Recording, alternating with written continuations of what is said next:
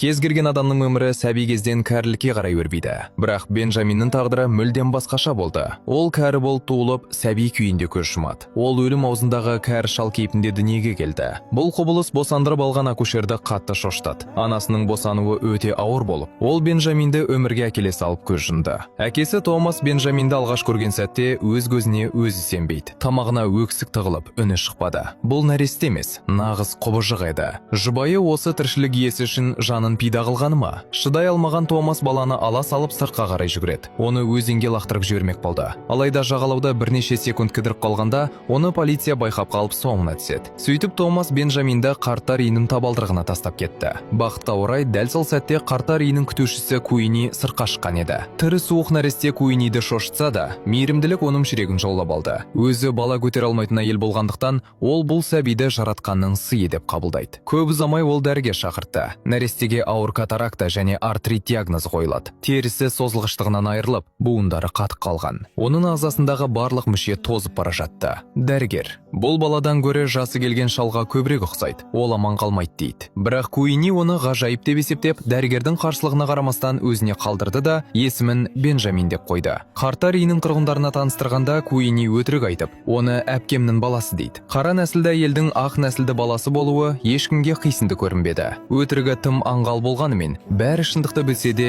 ештеңе демей қабылдайды. Сөйтіп Бенджаминнің өз үйі пайда болды. Алайда кішкентай Бенджамин өзінің бала екенін сезбеді де. Оның сырт келбеті өзге қарттардан еш ерекшеленбейтін. Тек жалғыз айырмашылығы, ол кешкі ас үстінде пышақ және шанышқымен ойнағанды ұнатып, өз мүгедектер арбасын ары-бері айдап, сыртқы әлемге қызыға қарайтын. Бұл жерде әр қарттың өз әдеті бар еді. Сондықтан Бенджамин өзін қауіпсіз сезінді. Ол 7 жасқа толғанда Куини Бенджаминді шіркеуге алып барады. Ол жаратқаннан екі нәрсені тіледі. Біріншісі құрсақ көтеріп бала сүю, екіншісі Бенджаминді дертінен айықтыру еді. Фильмнің атауы «Загадочная история Бенджамина Баттона».